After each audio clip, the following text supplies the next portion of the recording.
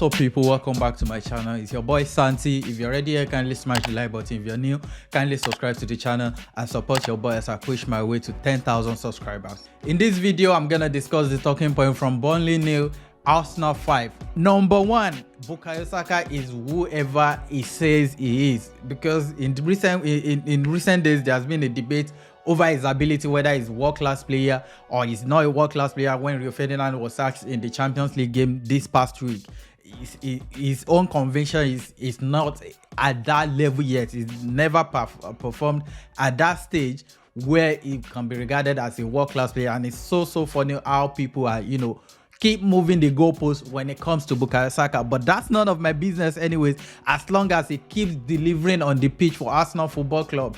That's what matters to me most, and I think majority of Arsenal fans worldwide. And again today, he delivered 2 goals in that game and 7 goals in his last 6 appearances for Arsenal Football Club. I think that's what matters the most. He's one of our most important players. And that conversation of his reputation, whether he's world class, better than Foden or whatever, really doesn't make sense to me, because this guy is one of the best players in his position in the world at the minute, and he's shown it so far this season. Especially this second half of the season, he's been one of our best players, back in the best form, and today again he showed why he's one of the best players in this position in the world. So no debate, leave him alone and let him just do his thing. Secondly, Jakub Kiwior's stock is rising after what has been a difficult year for him since joining last year January. Is finally coming to life. I think his last poor game for me was that game against Fulham at Craven Cottage late in December, and ever since then, since the team has returned from Dubai, even though everybody has been on top of their game ever since then, this guy in particular deserves a mention. And if you look at his game today, he played 90 minutes, had 1 assist, 1 clearance, 1 interception, 2 tackles, had 67 touches, completed 46 of 54 passes at 85% accuracy, 1 key pass, created 1 big chance, 1-2 of 4 grand draws, and 1-2 of 2 area draws, committed 4 fouls and lost possession 9 times. It was absolutely incredible today. He had a very good game against West Ham, locked down Kudus, and today again locked down that Fofana with Gabriel Magalhaes, and it was incredible. It was just, I've been saying something before today. Anytime Mikel took out Zinchenko from that team, anybody that comes into that position must invert, and it doesn't really make sense, because not every left back in that team can play this position. Like Kiwior, for a start, is not even a left back primarily. He's a center back, and you're playing as a left back to come and invert like Zinchenko would do. It will absolutely do a terrible job, and that's what he's done so far, playing that role. And ever since he's been moved back to playing as a traditional left back, he's absolutely been killing it ever since then, and he deserves his flowers. Had an amazing game today again, just as he did against West Ham.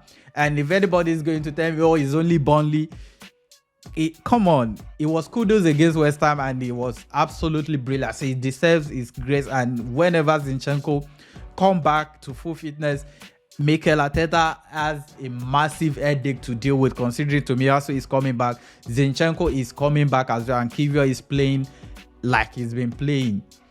That's an incredible, very good headache for Mikel Arteta to deal with right there. He deserves his flowers, just give him his flowers. And I hope he kicks on, considering the fact that a lot of people has already written him off before now.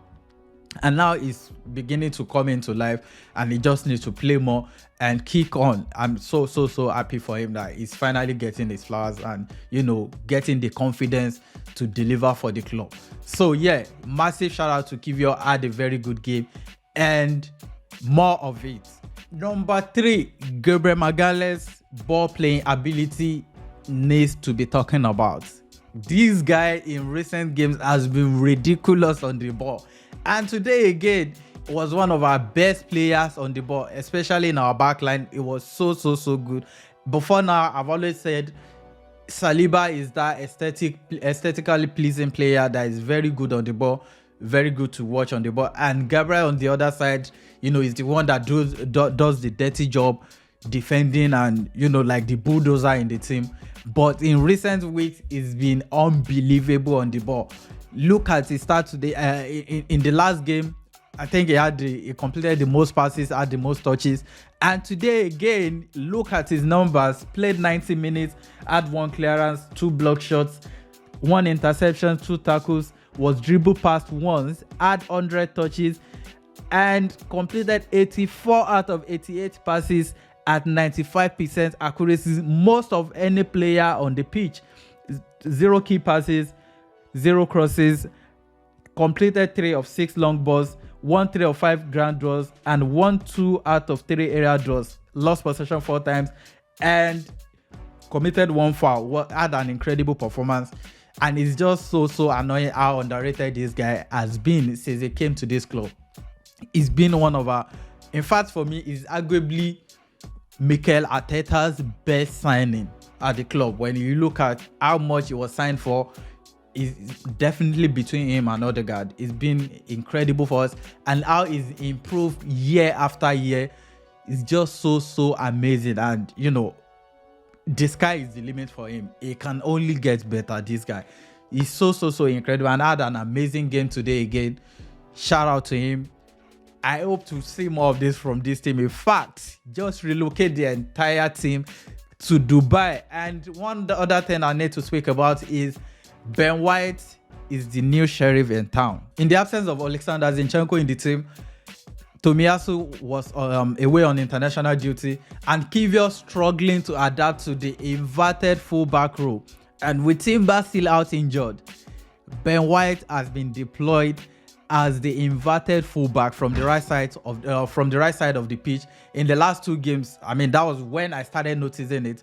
And today again, he played that role, even though he couldn't play it to, you know, the standard of Zinchenko, Timber, and maybe Tomiyasu. But for me, so far he's been doing a decent job, better than what Tomiyasu and Kiwior have been doing in that role. And today again, he had an amazing game, had a decent game, was good on the ball, dropping into midfield to start our build-up, assisting Declan Rice with the build-up, and it was just so good with his passes as well. Kept keeping it safe, had 95% pass accuracy, completed 36 out of 38 passes in the process, and won 3 out of 5 grand draws, lost possession 4 times, committed 1 foul, and was fouled once. He had 2 tackles, was dribbled past once, 2 interceptions, 1 clearance. And considering the fact that we didn't have much defending to do, I'm not really bothered about our defensive numbers, because we absolutely dominated the game from minute 0 to the last minute of the game. And Ben White has been a major contributing factor to our build-up in the last 2 games especially.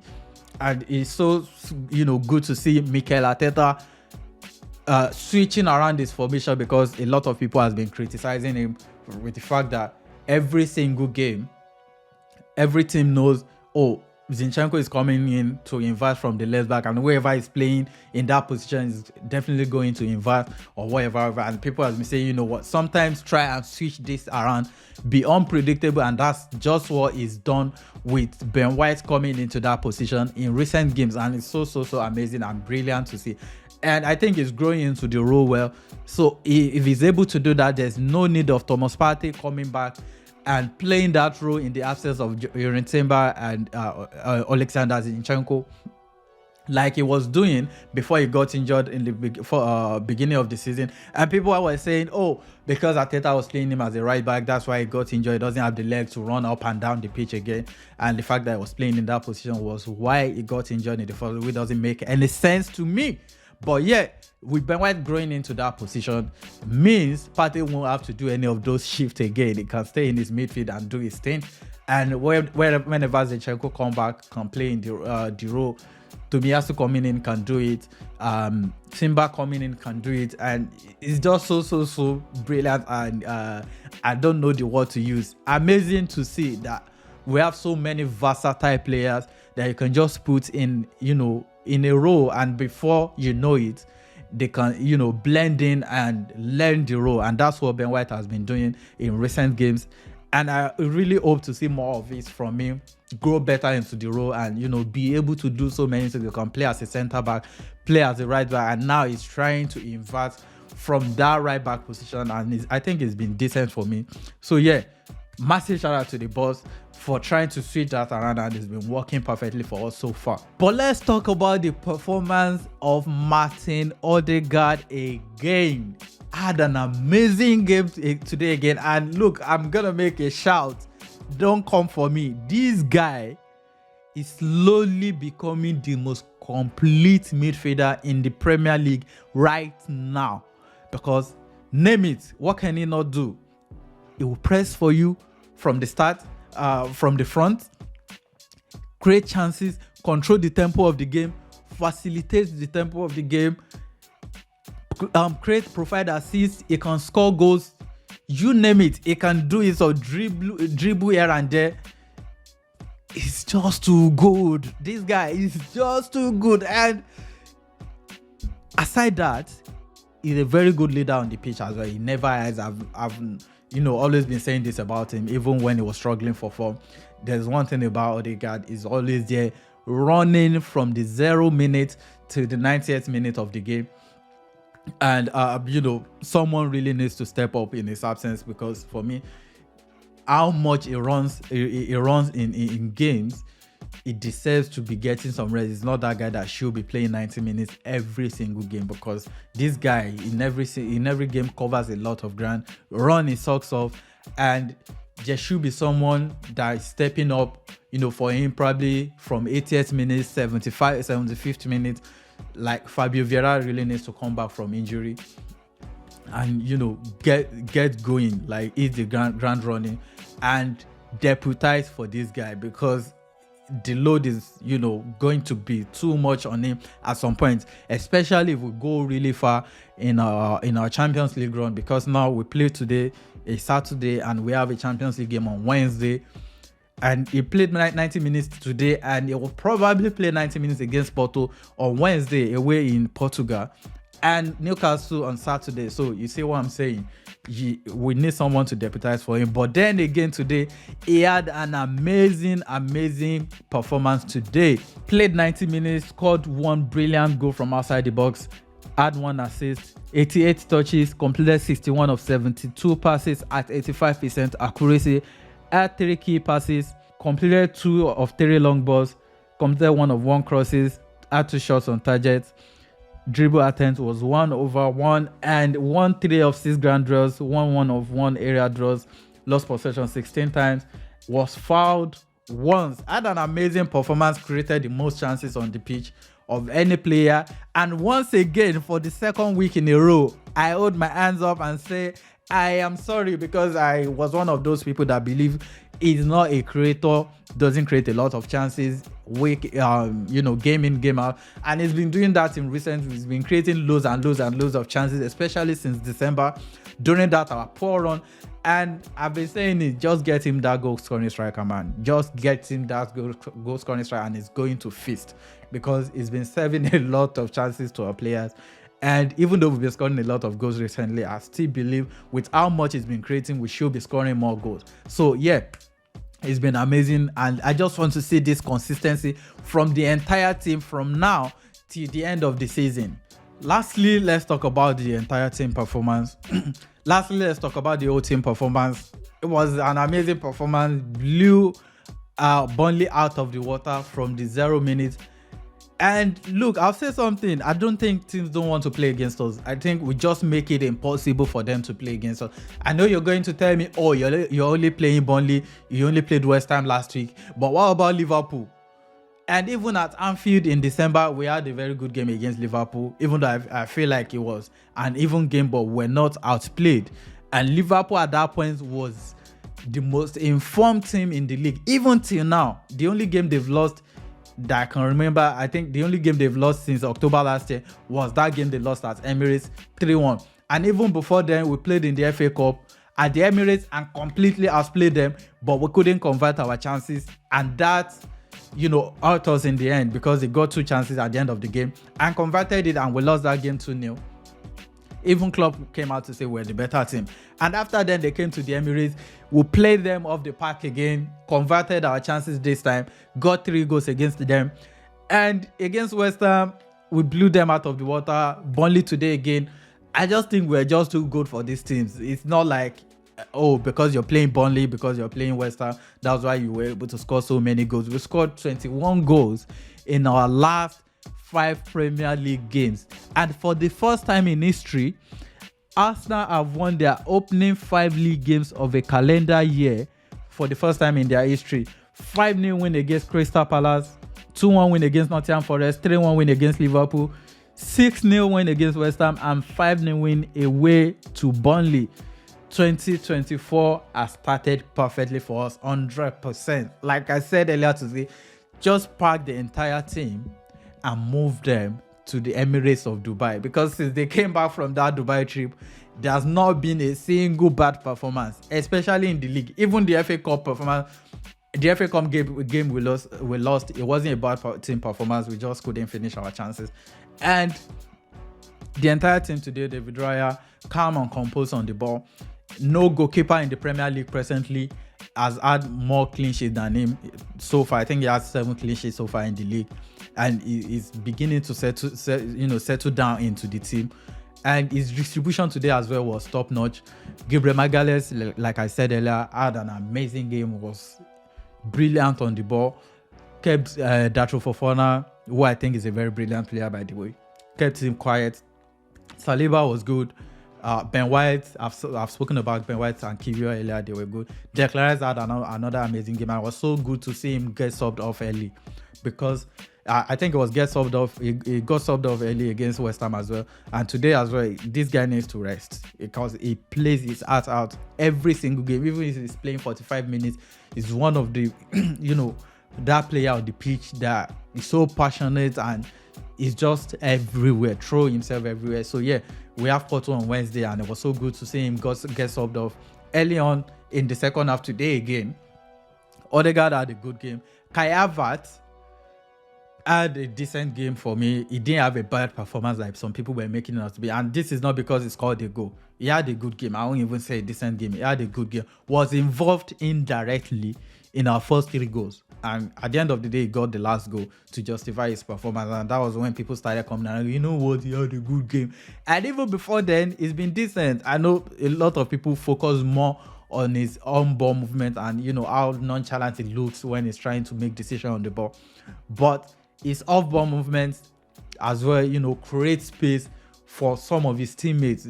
This is not me making it up. A lot of people have been saying this, and I decided to, keep a close look myself today. And, I actually noticed, especially the first goal, his movement, his run into the box drew 2 players away from Odegaard, and he left Odegaard completely alone on his own to have space to shoot that ball. So these little things matter. I'm not saying that's justifiable for 65 million price tag that we paid for him, but if that's what the manager wants from him and he's doing it, I don't think I have a problem with it. Even City had to overpay for Grealish. They paid 100 million for him. And if you're looking at Grealish, you want to say you're judging him based on goal and assist to what they paid for him, then it's been one of the biggest flop this league has ever seen. But nobody's coming out, especially City fans, to say, oh, he's a flop, this and that. Why? Because they've been winning. So yeah, Havertz had a good game. And the front 3, Trossard was brilliant, got a goal today. Saka got 2 goals. Martinelli, had a decent game. Yeah, I mean, I wasn't really impressed. I had 1 or 2 dribbles here and there, but not because he didn't score goals, but even his crosses, nobody was able to get at the end. But I think he managed to get an assist. But yeah, it was decent. I can't wait to see him in the Champions League against Porto, where he really comes to life, because those ones give him a lot of space to run into. Nobody doubles up on him, and you have a lot of freedom in the Champions League. So yeah, it was an amazing game. Let me know what you guys think in the comment section. Who was your man of the match from the game, and what are your predictions for Porto versus Arsenal in the Champions League on Wednesday? Get involved in the comments, smash the like button, and share the video if you can. Thank you so much for sticking around with me, and I'll see you on the next one.